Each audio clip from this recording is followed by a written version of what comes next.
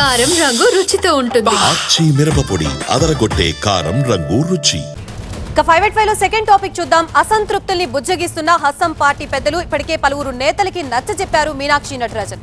ఆసక్తికరంగా ఎమ్మెల్యే మల్రెడ్డి రంగారెడ్డి వ్యవహారం కొనసాగుతోంది. కేబినెట్ బెర్త్ కావాల్సిందేనంటూ అప్పట్లో పార్టీకి అల్టిమేటం జారీ చేశారు. మంత్రి పదవి రాకపోవడంతో తీవ్ర నిరాశతో మల్రెడ్డి ఉన్నారు. కాసేపట్లో ప్రెస్ మీట్ పెట్టేందుకు సిద్ధమవుతున్నారు మల్రెడ్డి.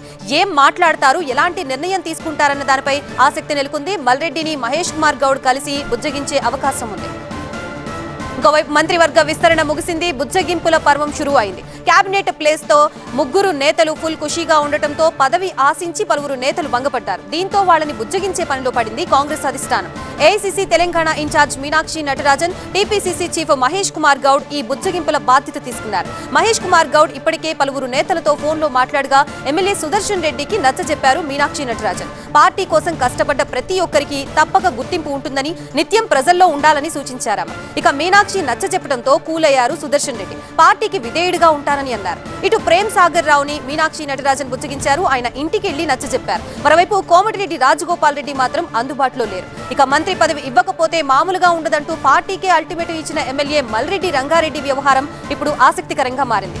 మంత్రి పదవి దక్కకపోవడంతో తీవ్ర నిరాశకి గురైన ఆయన కాసేపట్లో ప్రెస్ మీట్ కి సిద్ధమవుతున్నట్లు తెలుస్తోంది. దీంతో ఆయన ఏం మాట్లాడతారు, ఎలాంటి నిర్ణయం తీసుకుంటారు అన్నది ఇంట్రెస్టింగ్ గా మారింది. మరోవైపు మల్రెడ్డిని మహేష్ కుమార్ గౌడ్ కలిసి బుజ్జగించే అవకాశాలు కనిపిస్తున్నాయి.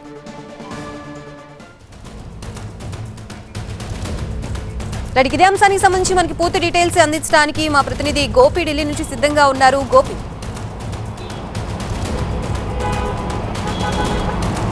మంత్రివర్గ విస్తరణలో లాభపడింది ముగ్గురే, పదవులు వచ్చింది ముగ్గురికే. కానీ అసంతృప్తి అలాగే తమకు పదవి వస్తుందని ఆశించి భంగపడ్డ నేతలు అరడజనకు పైగానే ఉన్నారు. సామాజిక సమీకరణాల వారీగా మొదటి నుంచి కూడా అనేక పేర్లు ఇటు మంత్రివర్గ విస్తరణలో వినపడిన పరిస్థితి. అధిష్టానం కూడా వాళ్ళకి గతంలో అష్యూరెన్స్ ఇచ్చిన పరిస్థితి కూడా ఉంది. ఖచ్చితంగా ఇవ్వాలి అని చెప్పి రాష్ట్ర నాయకత్వం కొందరు సిఫార్సు చేశారు అధిష్టానానికి. అలాగే వాళ్ళు కూడా అధిష్టానాన్ని వచ్చి కలిసి వెళ్ళినప్పటికీ కూడా 6 పదవులు ఖాళీగా ఉంటే 3టిని మాత్రమే మాలా, మాదిగా అలాగే బీసీ సామాజిక వర్గాలకు సంబంధించిన నేతలకు పదవులు దక్కడం జరిగింది. సో దక్కని వారు ముఖ్యంగా రెడ్డి సామాజిక వర్గానికి సంబంధించి కోమటిరెడ్డి రాజగోపాల్ రెడ్డి, మల్రెడ్డి రంగారెడ్డి అలాగే సుదర్శన్ రెడ్డి. ప్రధానంగా సుదర్శన్ రెడ్డి ఉమ్మడి నిజామాబాద్ జిల్లా నుంచి ప్రాతినిధ్యం వహిస్తున్నారు. ఖచ్చితంగా అక్కడ ఎవరు ప్రాతినిధ్యం లేరు కాబట్టి ఆయనకు వస్తుంది అని చెప్పి మొదటి నుంచి భావించారు. అలాగే కోమటిరెడ్డి రాజగోపాల్ రెడ్డికి పార్టీలో చేరే ముందు ఎన్నికలకు ముందు అష్యూరెన్స్ ఇచ్చారు.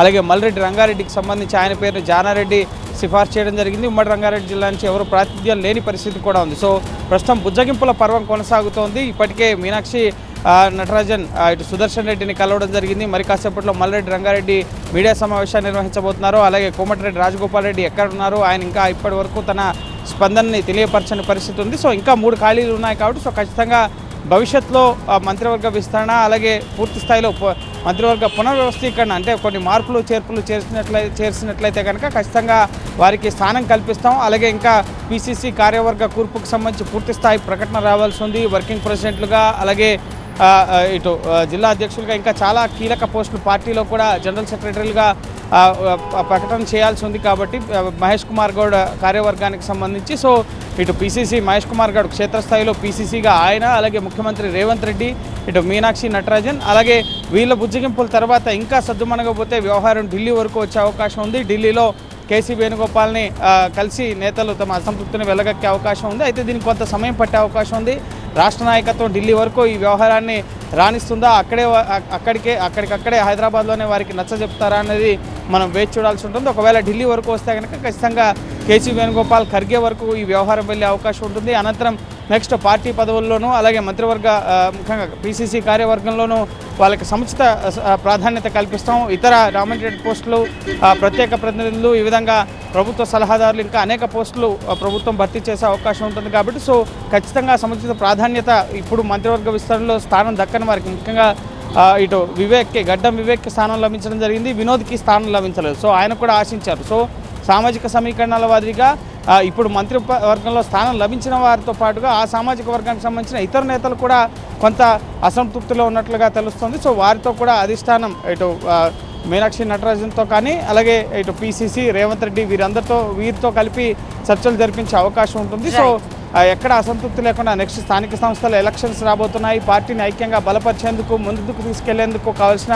కార్యాచరణతో అందరూ ఐక్యంగా పనిచేయాలన్న సందేశాన్ని ముందుకు తీసుకెళ్లే అవకాశం ఉంది. ప్రభుత్వంలో పదవులు రాలేదు కాబట్టి పార్టీలో వారికి సముచిత గౌరవం అలాగే ఉన్నత పదవులను ఇచ్చే ఆలోచనలో కూడా అధిష్టానం ఉన్నట్లుగా తెలుస్తోంది. Right, thank you.